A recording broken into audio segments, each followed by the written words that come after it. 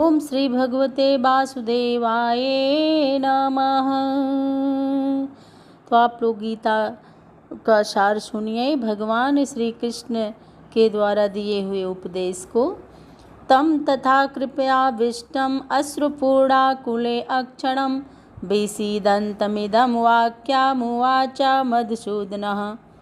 भौतिक पदार्थों के प्रति करुणा, शोक तथा अश्रु से ये सब असली आत्मा को न जानने के लक्षण हैं। शाश्वत आत्मा के प्रति करुणा ही आत्म साक्षात्कार है। इस श्लोक में मधुसूदन शब्द महत्वपूर्ण है।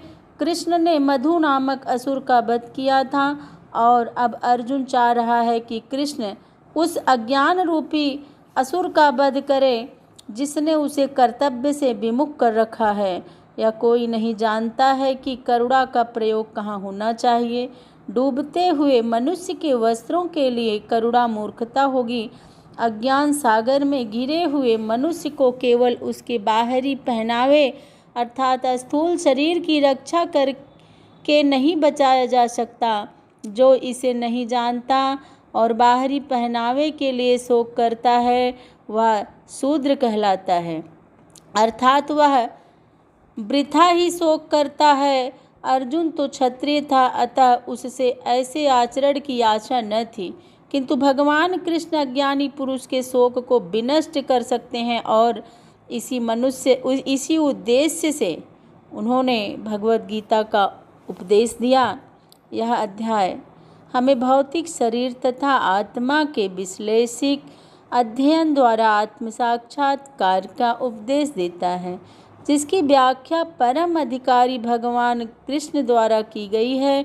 यह साक्षात्कार तभी संभव है जब मनुष्य निष्काम भाव से कर्म करे और आत्मबोध को प्राप्त हो।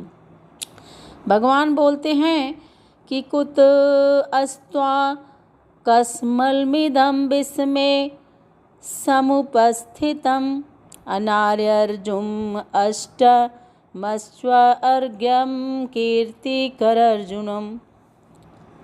श्री कृष्ण तथा भगवान अभिन्न हैं, इसलिए श्री कृष्ण को संपूर्ण गीता में भगवान ही कहा गया है। भगवान परम सत्य की पराकाष्ठा हैं। परम सत्य का बोध ज्ञान ही 3 अवस्थाओं में होता है। ब्रह्म या निर्विशेष सर्वव्यापी चेतना, परमात्मा या भगवान का अंतर्यामी रूप जो समस्त जीवों के हृदय में तथा भगवान या भगवान कृष्ण। श्रीमद्भागवते परम सत्य की यह धारणा इस प्रकार बताई गई है। वदन्ति तत्त्वविदस्तत्त्वं यज्ञानं द्वयं ब्रह्मोति परमात्मेति भावनानीति शब्दते। ब्रह्मोति परमात्मेति भगवानीति शब्दते। परम सत्य का ज्ञाता परम सत्य का अनुभव ज्ञान की 3 अवस्थाओं में करता है और ये सब अवस्थाएं एक रूप हैं। ये ब्रह्म, परमात्मा तथा भगवान के रूप में व्यक्त की जाती हैं। इन 3 दिव्य पक्षों को सूर्य के दृष्टांत द्वारा समझाया जा सकता है, क्योंकि उसके भी 3 भिन्न भिन्न पक्ष होते हैं, यथा धूप प्रकाश, सूर्य की सतह तथा सूर्य लोक। स्वयं जो सूर्य के प्रकाश का अध्ययन करता है वह नौसिखिया है।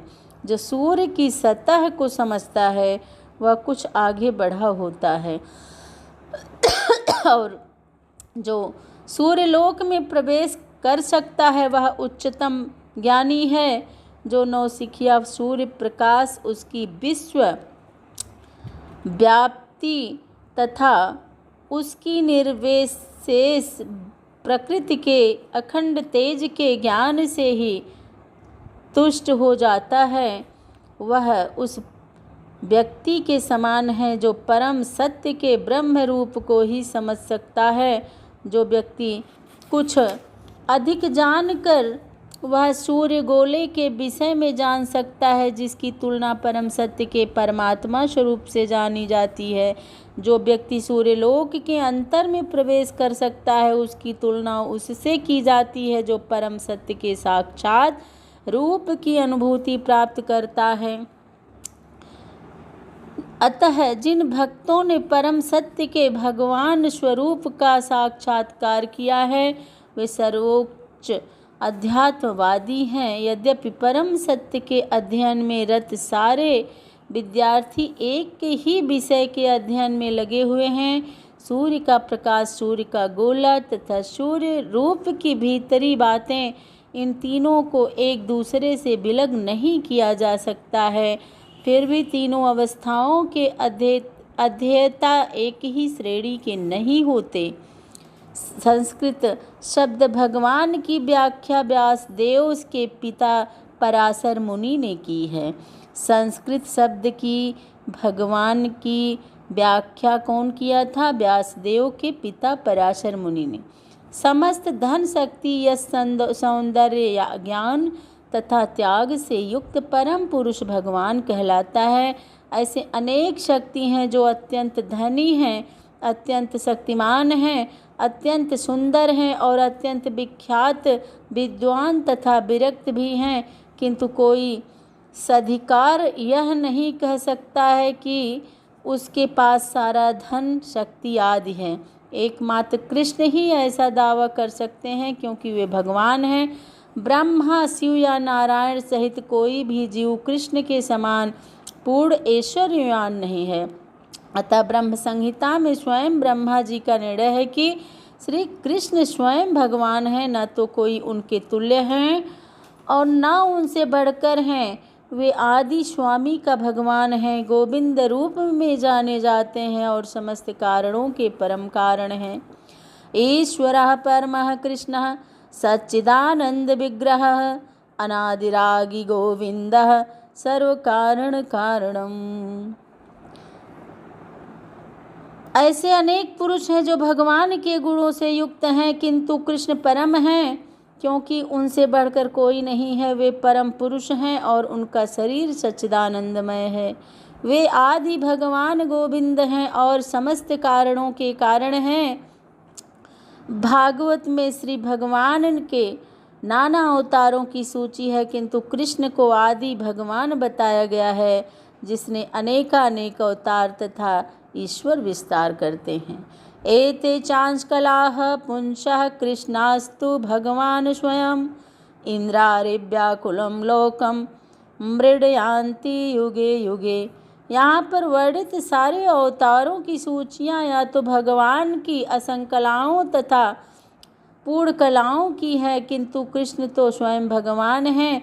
अतः कृष्ण आदि भगवान परम सत्य परमात्मा तथा निर्विशेष ब्रह्म दोनों के उद्गम हैं।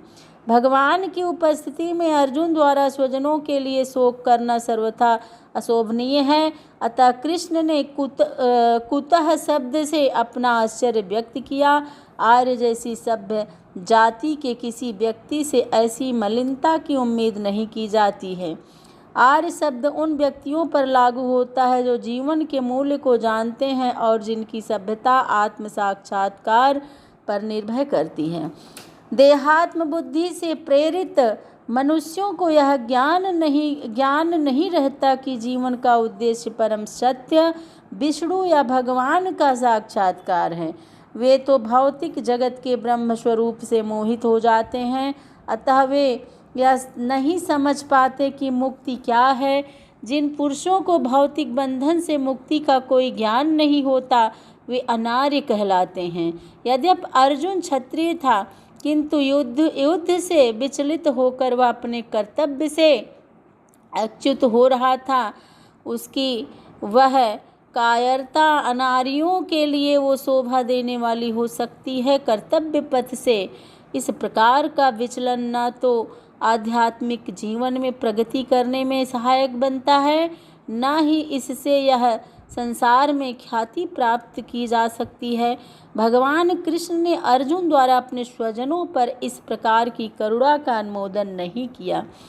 क्लैब्यम मा अस्मगमः पार्थ नैतत्व अयुपद्यते क्षुद्रं हृदय दौर्बल्यं त्यक्तो अस्तित्व परंतपः।